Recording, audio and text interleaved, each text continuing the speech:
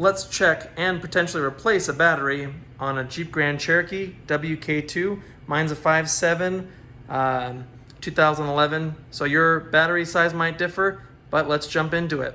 Everything you'll need, plus some things that'll make the job even better. So ratchet, and I strongly suggest some extra extensions because you're gonna have to get the battery hold down bracket.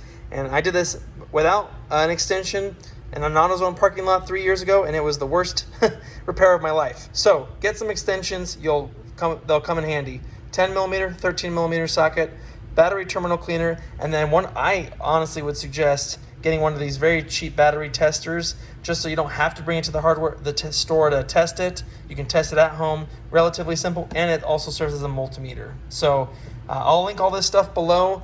But these batteries are very expensive. I think I checked, it was about like $250 to $300 for an AGM battery. So it's really helpful to clean the battery terminals first, see if that might be part of your issue before just going directly to replacing it, and that's where this tester can come in handy. On the 5.7, the battery is located under the passenger side seat for weight distribution. So what we'll need to do is pull this seat forward.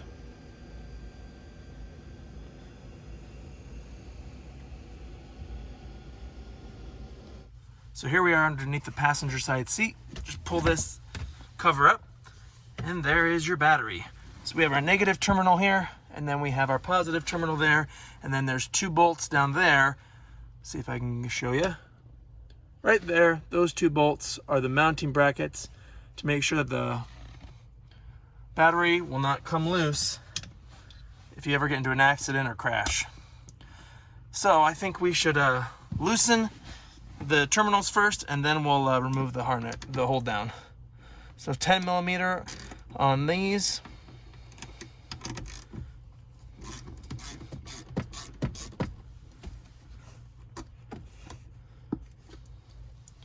There's one, and all the way back there.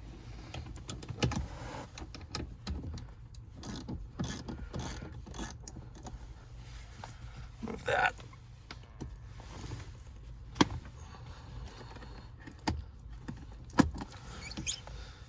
And just like that, then we can remove this vent here on the side, and now we can get those 2 bolts. These are 13 millimeter.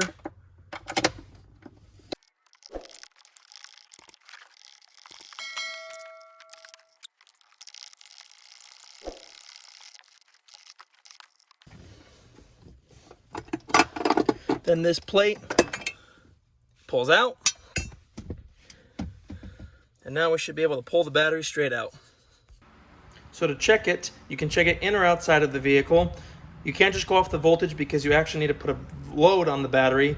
So anything above, I'd say 12.1 or 2 is okay. So we definitely have decent voltage, but we actually need to put a load on it to see. So if we click check, it is outside the vehicle, and we'll tip that it's an AGM battery. And now it asks us to enter the cold cranking amps, which you'll see is actually right on the battery. So it says right there, 850. So enter cold crank amps, 850. You can change it, but 850, and it'll tell us if it's bad or not. So based on that, it says state of health is 100%. Looks like everything's showing up as good. So we're good to go. So if your battery is bad, you could bring it to a shop, to a battery supplier or an auto parts store to replace it. Or in this case, it looks like we're good to go, so we can put this one back in. Now, whether you're, in my case, just putting in this battery again, or you've got a new battery, I always recommend that you clean the terminals, because a good electrical connection can make the difference between battery issues and no battery issues. So you can get one of these very cheap little terminal cleaners. It has one end here to clean the terminals, and then another end here to clean the connectors in the car. So we'll just take a quick moment to do that, make these all shiny.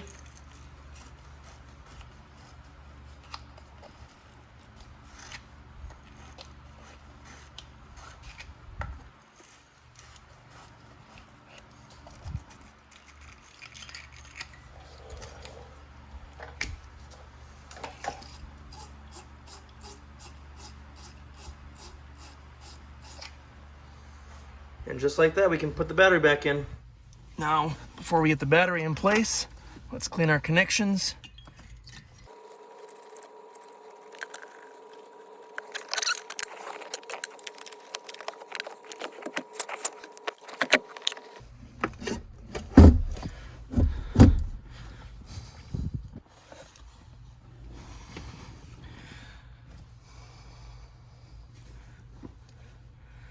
Okay, now the opposite order.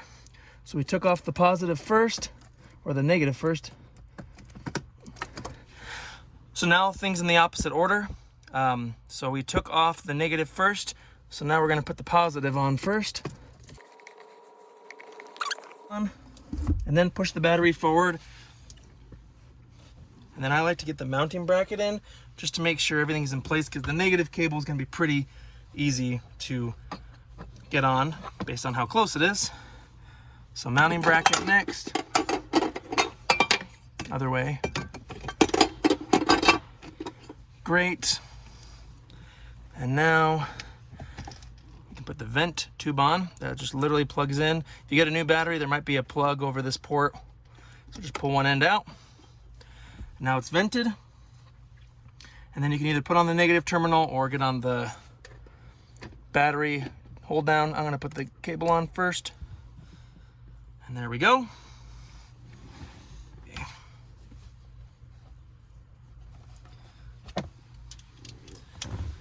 Now we can tighten up these terminals.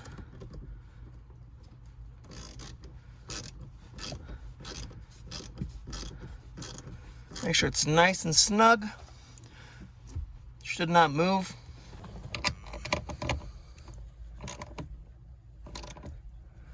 Good. And wiggle that terminal. Isn't moving. Quick safety tip is obviously you have two posts here. So if you're using a ratchet and if it's all metal, make sure you don't touch the terminals or a wrench, because you'll short the battery and see a little spark. So just be careful, but you know, mine is insulated on the end, so you know, it won't short the circuit, but just be mindful of that. Now we can tighten down this hold down.